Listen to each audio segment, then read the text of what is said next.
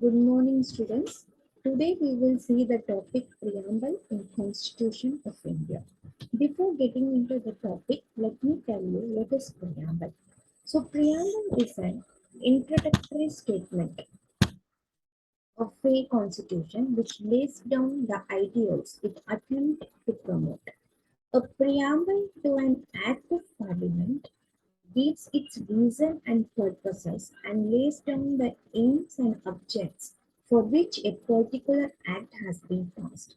The idea of the preamble has been borrowed from the Constitution of the USA. The Constitution of the Republic came into effect on 26 January 1950.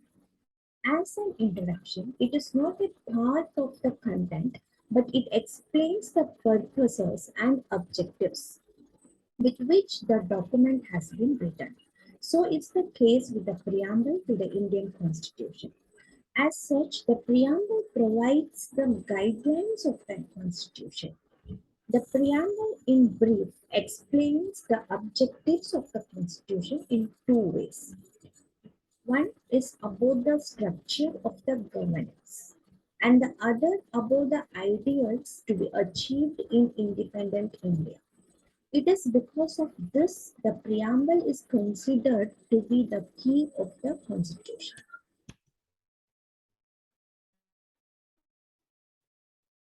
When we talk about history of preamble, this history of preamble, Jawaharlal Nehru is playing a major role in this preamble.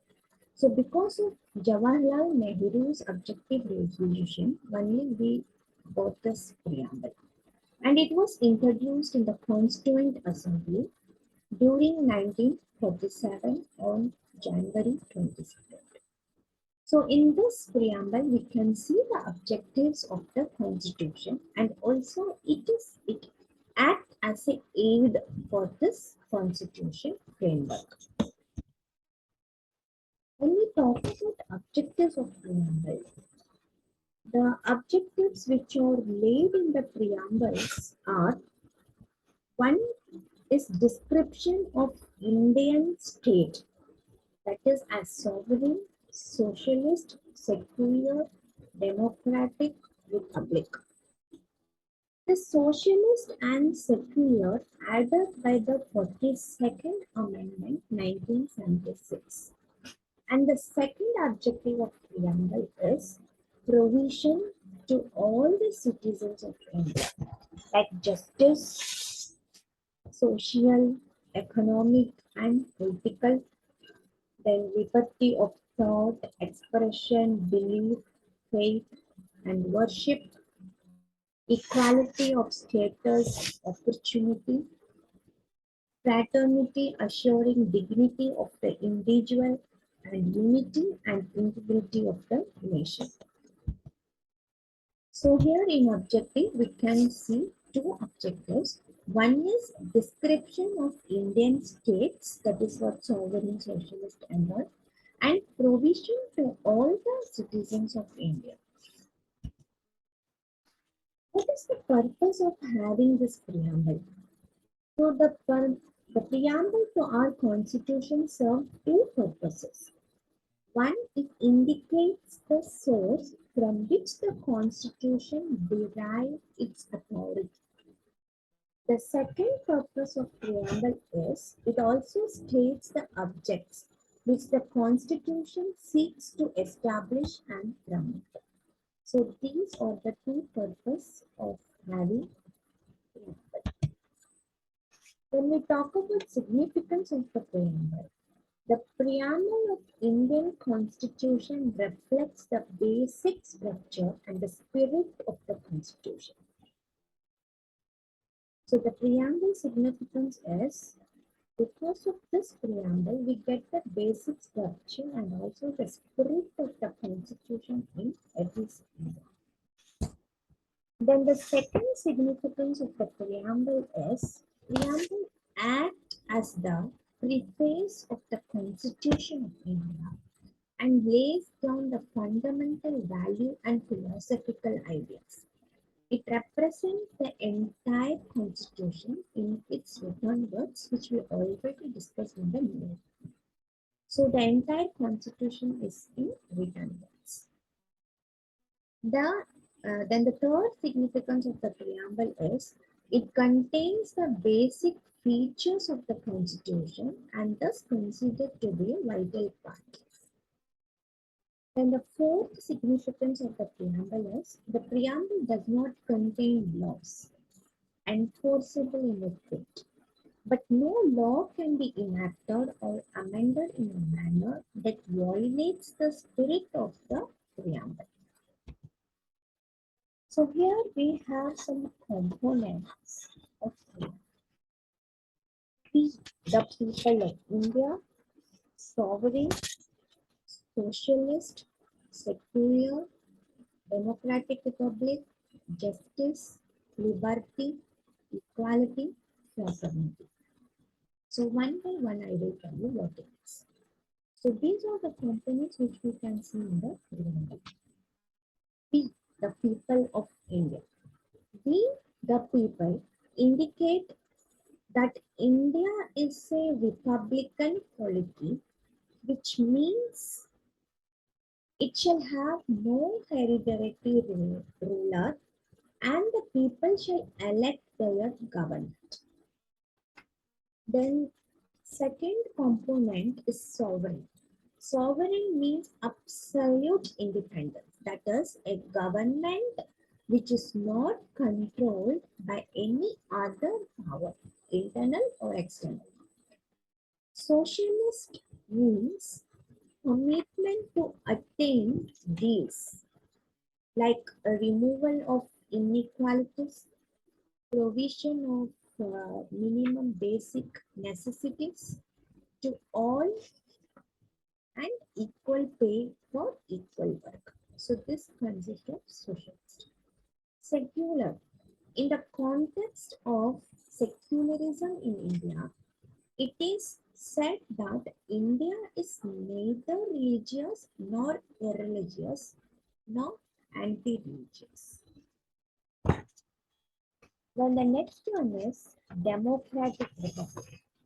Democratic republic. Democratic principles are highlighted with the provision of universal adult franchise, elections, fundamental rights, and responsible government. The preamble also declares India as a republic. It means that the head of the state is the president, who is indirectly elected and he is not a hereditary ruler. That is why we call it as a democracy. Then justice. Justice promises to give people what they are entitled to in terms of basic rights to food, clothing, housing, participation in the decision making, and living with dignity as human beings. Next, liberty. The preamble also mentions about liberty of thought and expression. These freedoms have been guaranteed in the Constitution through the fundamental rights. And the next one is equality. Equality means all citizens of India should be treated equally and extended equal protection of law without any discrimination based on caste, creed, birth, religion, etc. And the next one is fraternity. In the background of India's multilingual, multicultural, multi-religious society, and keeping in view the partition of the country, the farmer of the constitution were very much concerned about the unity and integrity of newly independent country. There was a need for harmonious coexistence among various religious, linguistic, cultural, and economic groups. Inclusion of phrases like dignity of individuals, fraternity among people, unity and integrity of the nation in preamble highlight such a need.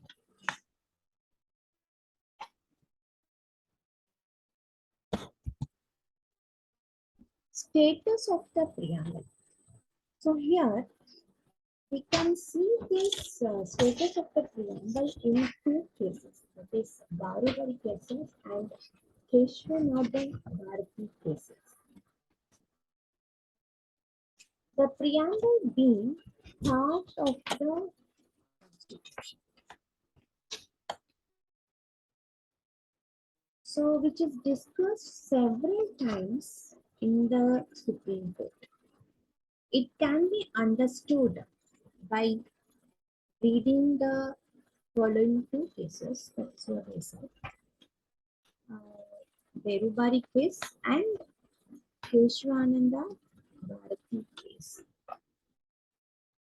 In case of Berubari, it was used as a reference under Article 133(1) of the Constitution, which was on the implementation of the Indo-Pakistan Agreement related to Berubari Union and in exchanging the enclaves which were decided for consideration by the bench consisting of 8 judges. Through the Berubari case, the court stated that preamble is the key to open the mind of the maker, but it cannot be considered as part of constitution. Therefore, it is not enforceable in a court of law. Then, in case of Keshwananda Bharati case, in this case, for the first time, a bench of 13 judges was assembled to hear a writ petition. The court held that the preamble of the Constitution will now be considered as part of the Constitution. Preamble is not the supreme power or source of any restriction or prohibition, but it plays an important role in the interpretation of states and provisions of the Constitution. So it can be concluded that preamble is part of introductory part of the Constitution.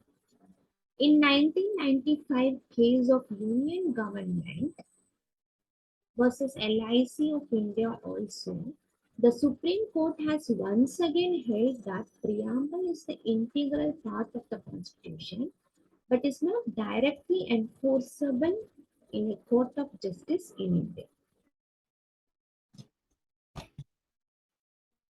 Amendment of the preamble. After the judgment of the Keshwanand Bharati case, it was accepted that the preamble is a part of the Constitution. As a part of the Constitution, preamble can be amended under Article 368 of the Constitution. But the basic structure of the preamble cannot be amended. Because of the structure of the Constitution is based on the basic element of the preamble. As of now, the preamble is only amended once through the 42nd Amendment Act 1976.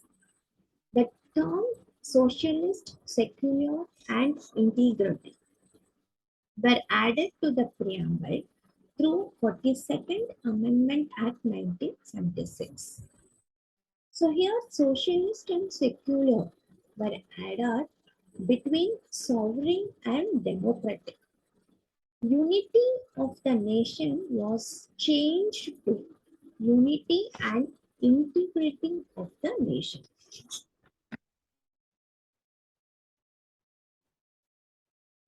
Thank you, students. So that's all in this preamble. Next, we will see the next topic. Thank you.